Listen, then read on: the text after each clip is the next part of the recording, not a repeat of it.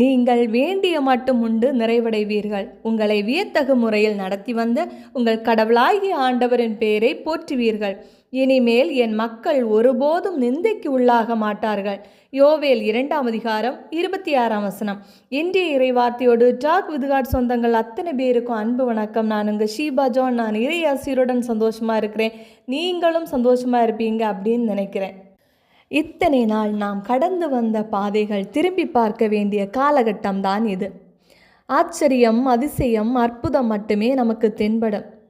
இத்தனை இக்கட்டுகளிலே நான் எப்படி உயிருடன் இருக்கின்றேன், நான் இந்த நிலைக்கு எப்படி வந்தேன் என்றே தெரியவில்லை, எனக்கு இது எப்படி நடந்தது என்றே தெரியவில்லை என்று சொல்லும் அளவுக்கு நமது வாழ்க்கையில் அதிசயங்கள் கடவுளாகிய ஆண்டவர் செய்திருப்பார். இல்லை என்றால் செய்ய போகின்றார். நானும் நீங்களும் நிறைவடையும் மட்டும் ஆசீர்வதிக்க இருக்கின்றார்.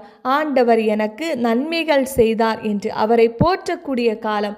இனிமேல் ஒருபோதும் நிந்தைக்கு, அவமானத்திற்கு உள்ளாக்க மாட்டார். நம்பிக்கையோடு இருப்போம். இறைவன் நம்மை நிறைவாக ஆசீர்வதிப்பாராக. முடிந்தால் ஒரு நாள் ஒரு வசனமாவது எழுத முயற்சிப்போம்.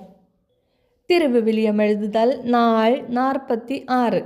விடுதலை பயணம் 13ஆம் அதிகாரம் எழுதி முடிச்சாச்சு. தலைமகன் அர்ப்பணம், புளிப்பற்ற அப்ப விழா, தலைப்பேறு அர்ப்பணம், மேகத்தூண், நெருப்புத்தூண் என பல தலைப்புகளிலே கொடுக்கப்பட்டுள்ளது. சற்றலசுவோம் வாருங்கள். ஆண்டவர் மோசேயை நோக்கி, தலைப்பேறு அனைத்தையும் எனக்கு அர்ப்பணம் செய்.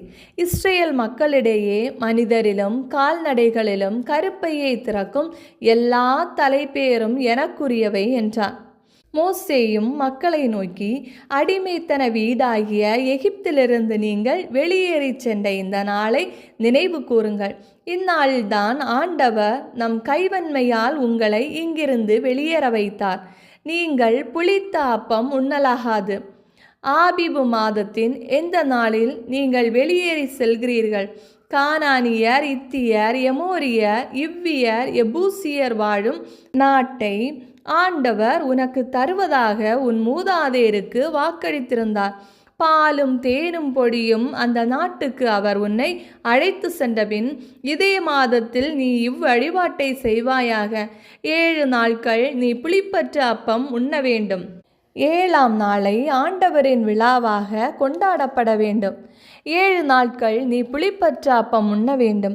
புளித்த அப்பம் உன்னிடம் காணப்படக்கூடாது. உன் எல்லைக்குள் எங்குமே புளித்த மாவு காணப்படக்கூடாது.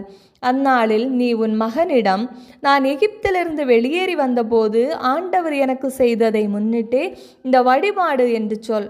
ஆண்டவரின் சட்டம் உன் உதடுகளில் ஒலிக்கும்படி இது உன் கையில் அடையாளமாகவும் உன் கண்களிடையில் நினைவு சின்னமாகவும் இருக்கட்டும்.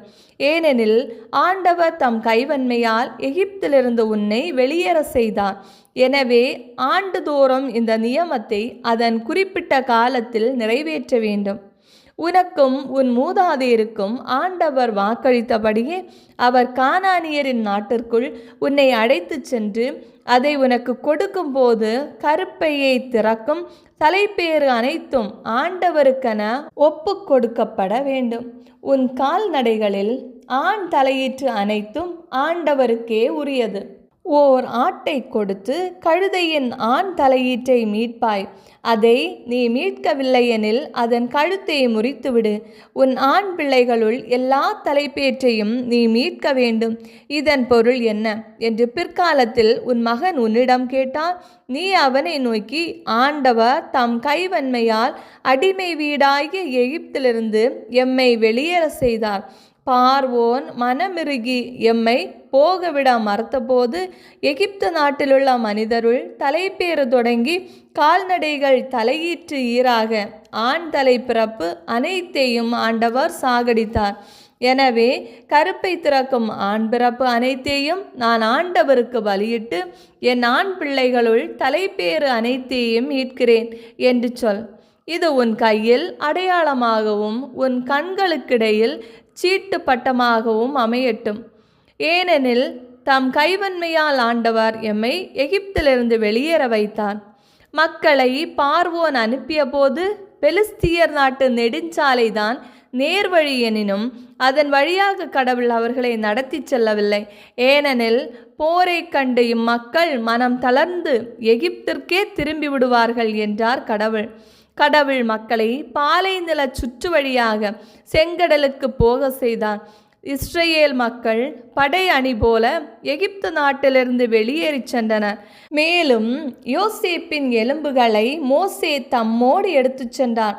ஏனெனில் கடவுள் உங்களை சந்திக்கும் போது இங்கிருந்து என் எலும்புகளை உங்களோடு எடுத்துச் செல்லுங்கள் என்று யோசேப்பு இஸ்ரேல் மக்களிடம் கூறி அது பற்றி அவர்களிடம் உறுதிமொழி பெற்றிருந்தார்.